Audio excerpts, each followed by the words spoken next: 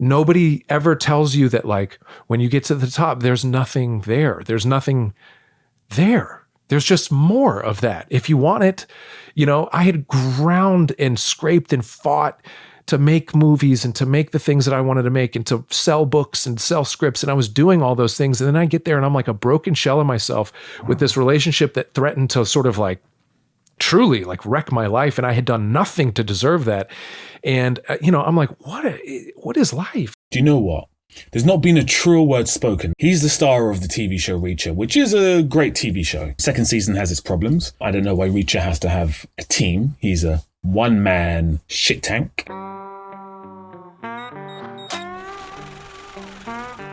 You've been carjacked, right? Don't turn around. This won't take long.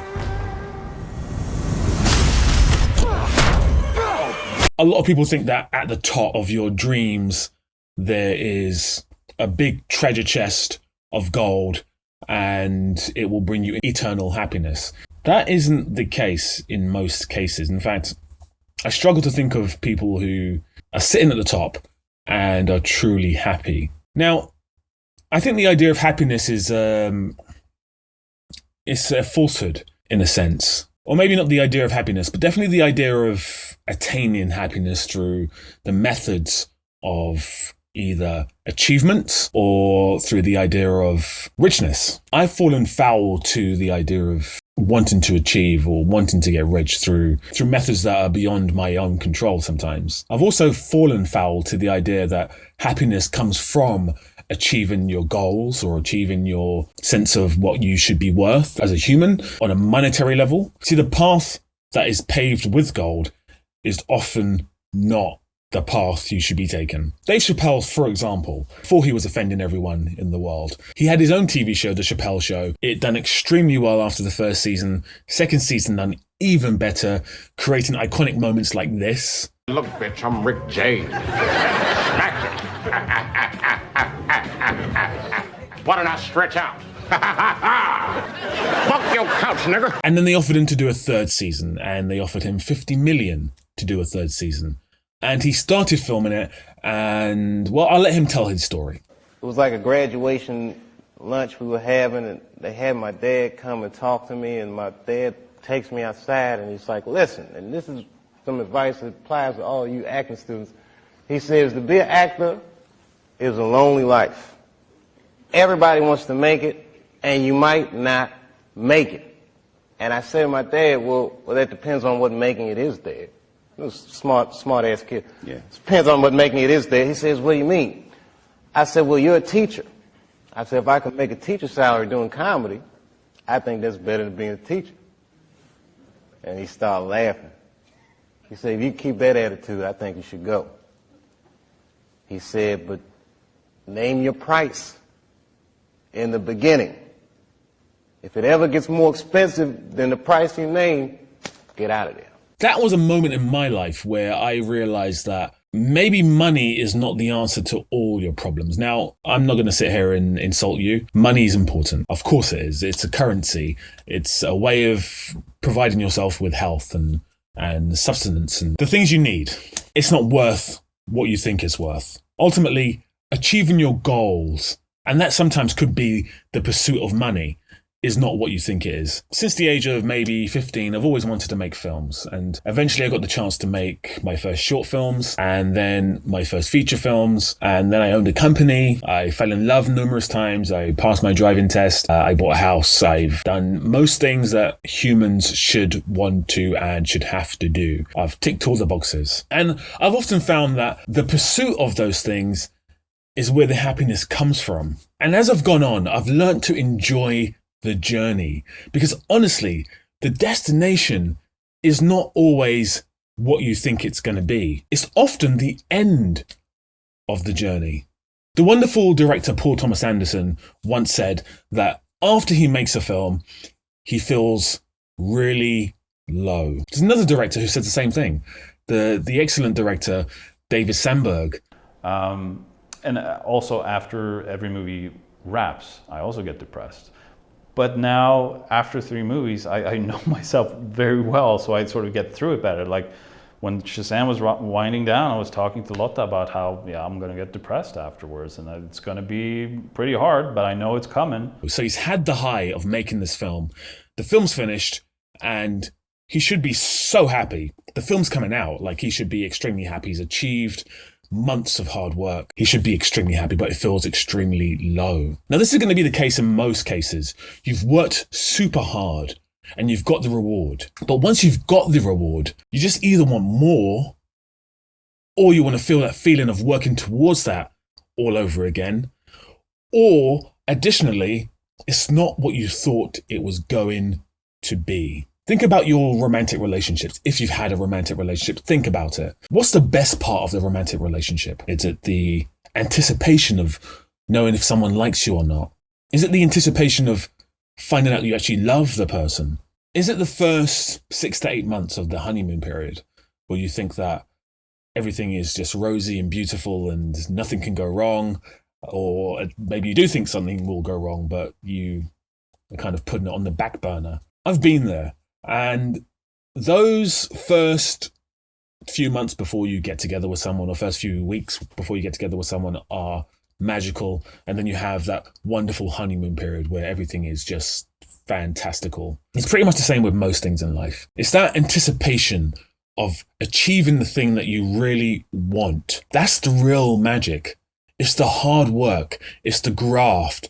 It's the not knowing. It's the rejection. You know, people really don't like rejection. I hate rejection. And I think the best way I've managed to overcome the fear of rejection is just doing the thing.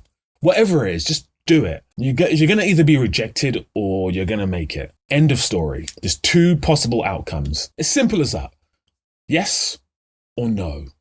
Left or right. I think recently I've been really conscious of the idea of stopping and not allowing myself to be perpetually moving forward for the pursuit of one specific thing. You often find that once you've achieved your goal, you then think to yourself, okay, that's great. What's next? And there's nothing wrong with that. There's nothing wrong with being ambitious and having that drive and wanting to move forward. There's nothing wrong with that at all. That's not what this video is about. It's not about saying to you to stop being ambitious and stop achieving your goals and so forth. It's more about acknowledging where you are on your own personal journey. Because let's face it, achieving one specific goal, whatever it may be, whether it be driving, whether it be finding that romantic partner, whether it be passing your exams or making a film or whatever your goals may be, it might be finishing your script. Actually,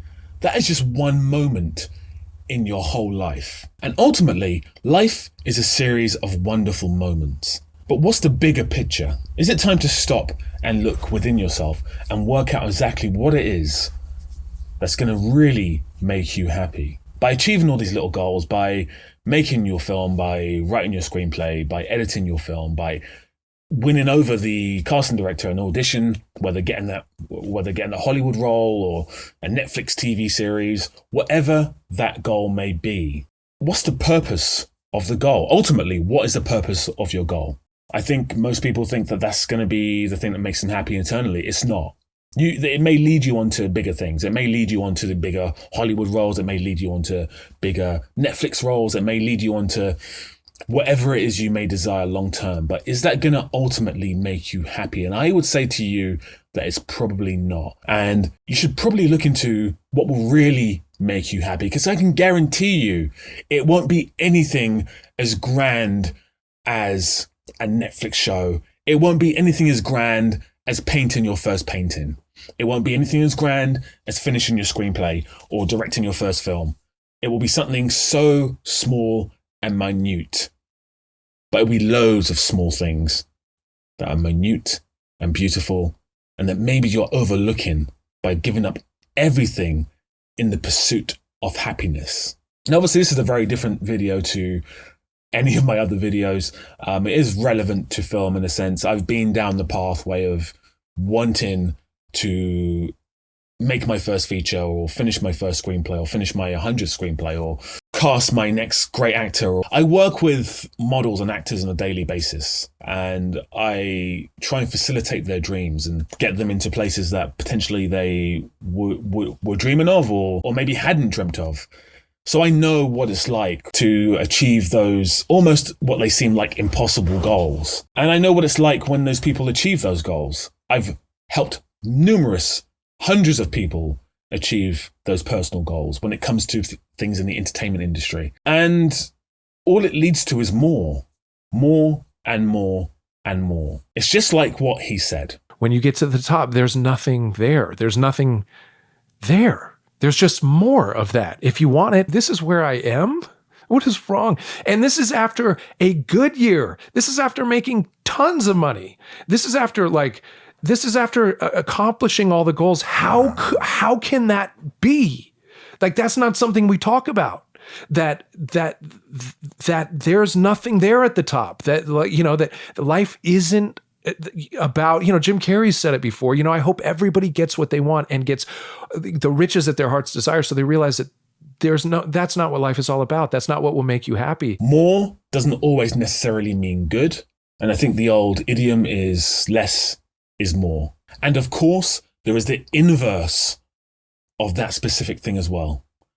There's the desire and the want to start something. And there's the fear that by starting something, you're either going to be successful, which is a fear in itself, or you're not going to be successful at all, and you're going to lose your dream, which also is a fear. And in fact, probably is a fear that is most common. But what people sometimes confuse is the fear of achieving success with the fear of not achieving success. To find real peace, you have to let the armor go. Your need for acceptance can make you invisible in this world. Don't let anything stand in the way of the light that shines through this form. Risk being seen in all of your glory. I think it's really important, if you're trying to get into any industry, but especially the entertainment industry, that you keep set of what it is that you want. Yes, short term, you want this film role, you want this TV role, you want that editing role. Short term. Long term, you want a career in your chosen profession. Those are professional goals. I think we get the two things conflated. And I think a lot of people think of this romanticized idea of filmmaking and the entertainment industry as being your life. It shouldn't be your life. It's not your life.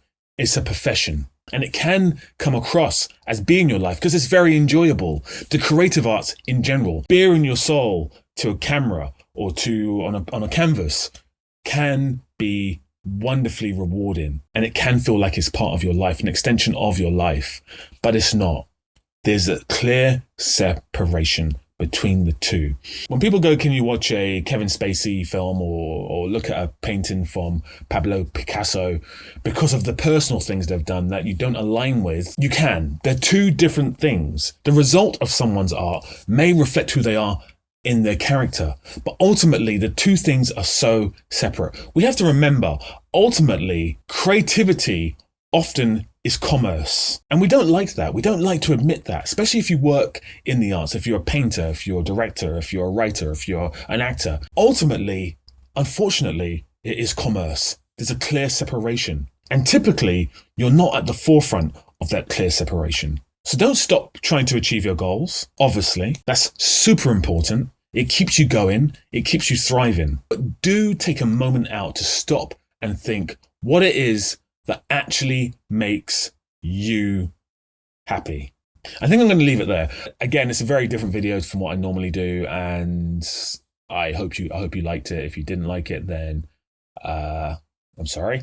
And if you did like it, well, let me know in the comments and I'll be doing more videos like this. If you could like the video, if you could subscribe, if you could share the video, that would be wonderful as well.